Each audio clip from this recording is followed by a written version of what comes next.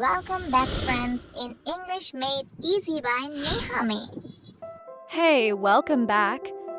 Today's episode is a little different. It's longer, it's personal, and by the end, I also want to teach you a few English phrases we'll use along the way. So stick around till the end for that too.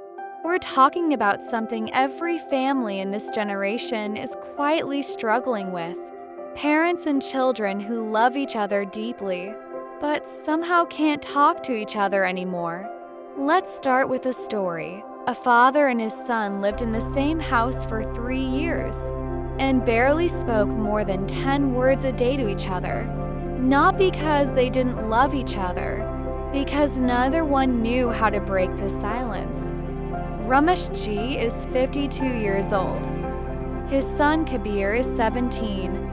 When Kabir was small, he used to run to his father the moment he got home from school, telling him everything, what happened in class, who he fought with, what game he wanted to play. But somewhere around age 13, that stopped. Kabir started spending most evenings in his room, phone in hand, headphones on. Ramesh Ji would knock, ask how was your day, and get a one-word answer, fine. At first, Ramesh Ji thought it was just a phase, but months turned into years, and the distance between them just kept growing, like two rooms in the same house that somehow felt miles apart. One evening, Ramesh Ji finally lost his patience.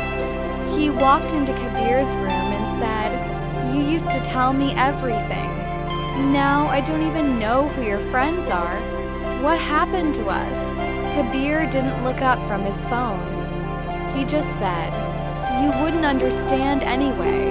That sentence, "you wouldn't understand anyway," sat in Ramesh Ji's chest for weeks. Ramesh Ji could have gotten angry. Many parents would have. Instead, he did something unusual. He decided to actually try to understand, not just demand respect. He started small. He didn't ask, "How was your day?" anymore. That question always got fine. Instead, one night, he sat next to Kabir, not in front of him, just next to him on the bed, and said, "I'm not here to lecture you. I just want to know what's something you're excited about lately, even if it's something I know nothing about." Kabir was quiet for a second. Then, slowly, he started talking about a video game he loved, a YouTuber he followed, a friend he was worried about. Ramesh Ji didn't understand half of it, but he listened. He asked small questions. He didn't judge, he didn't compare it to my time. Over the next few months, something shifted. Kabir started talking a little more. Not everything, not all at once, but the door that had been closed for years had opened, just a crack. One night, Kabir said something that broke his father's heart in the best way. "I thought you'd think all this stuff was stupid. That's why I stopped telling you things," Ramesh Ji said. "I don't have to understand your world to care about it. I just needed you to let me in." Here's the honest truth about why this generation of parents and kids struggle to talk more than before. Number 1, the world Kabir grew up in is genuinely different. Phones, social media, constant comparison. His daily pressures don't look like his father's did. When parents dismiss this with, "We didn't have it easy either," it shuts the door instead of opening it. Number 2, children this era have learned to expect judgment before understanding. Many kids have learned that sharing something personal often gets met with criticism first, curiosity second. So they simply stop sharing to protect themselves. It's not disrespect, it's self-protection. Number 3, "How was your day?" is a dead-end question. It sounds caring, but it's too broad. It usually gets a one-word answer. Specific questions like, "What's something that made you laugh today?" open up real conversation. Number 4, presence matters more than advice. Most children aren't looking for their parents to solve every problem. They're looking for someone to sit with them in it, without immediately trying to fix it or correct it. Let me tell you one more story, because this isn't just a father-son thing. Sunita G's daughter Anya was 16, and for months she'd been unusually quiet. Sunita G noticed she wasn't eating much, wasn't going out with friends like before. When she asked Anya directly, "What's wrong?"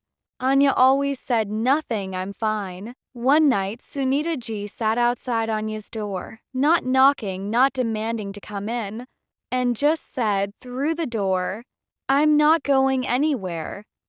Whenever you're ready to talk, even if it's 3 a.m., I'll be awake." 3 nights later, at almost midnight, Anya came into her mother's room crying and told her she'd been struggling with severe anxiety about her exams and had been too scared to say it out loud because she didn't want her mother to feel disappointed. Sunita G held her and said, "You could never disappoint me by struggling. You could only disappoint me by hiding it and struggling alone." So here's what both these stories teach us. Real things you can say starting today. 1. Replace "How was your day?" with a specific question. Try, "What's something that made you smile today?" Or "What's something annoying that happened today?" 2. Say, "I don't have to understand it to care about it." This one sentence removes the fear of being judged for liking something weird or childish. 3. Offer presence before advice. Try, "Do you want me to just listen? Or do you want my suggestion?" And actually respect the answer. 4. Make it safe to come to you at the worst moments, not just the good ones. Say clearly, "You can come to me even at 3 a.m., even with the messiest problem. I will not love you less." Now, as promised, let's go through the phrases and idioms we used in today's episode one by one. 1. Like 2 rooms in the same house that felt miles apart. This isn't a fixed idiom, but it means 2 people can be physically close, yet feel emotionally very distant from each other. 2. The door had opened, just a crack. This means something started to improve just a little bit, not fully, but a small, hopeful beginning. 3. Let you in. This means allowing someone to know your private thoughts or feelings, opening up emotionally to them. 4. A dead-end question. This means a question that doesn't lead anywhere. It stops the conversation instead of continuing it. 5. Sit with them in it. This means staying present with someone in their difficulty, without rushing to fix or solve it immediately. 6. Struggling alone. Simple phrase, but important. It means facing a hard problem without telling anyone or asking for help. That's 6 phrases for today. Try using just one of them in a real conversation this week, and notice how naturally it fits. If this episode reminded you of your own relationship with a parent or your own child, I want you to do just one small thing today. Ask one specific question and really listen to the answer. Tell me in the comments which story hit you more, Ramesh G and Kabir or Sunita G and Anya. And if you have your own story about a silence that finally broke, share it below. It might become the next episode. See you in the next one.